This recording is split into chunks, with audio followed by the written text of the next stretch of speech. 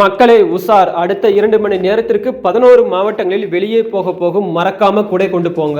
தமிழகத்தில் நேற்றைய முன்தினம் முதல் பல்வேறு மாவட்டங்களில் கனமழை பெய்து வருகிறது. குறிப்பாக நேற்று காலை முதல் திருநெல்வேலி, தூத்துக்குடி, தென்காசி உள்ளிட்ட பல்வேறு மாவட்டங்களில் கனமழை பெய்து வரும் நிலையில் திருநெல்வேலி மாவட்டத்தில் அதிக அளவிலான மழை பெய்து வருகிறது.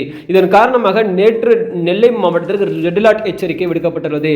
இன்றும் பார்த்தீங்கன்னா ரெட் அலர்ட் கண்டிப்பாக தொடர்கிறது. இந்நிலையில் இன்று காலை 10 மணி வரையில் தமிழ்நாட்டில் 11 மாவட்டங்களில் மழை பெய்ய வாய்ப்புள்ளது. அதனைத் தொடர்ந்து இன்று மற்றும் நாளை இந்த மாவட்டங்களில் கன முதல் மிக கனமழை பெய்யும் வாய்ப்புள்ளது.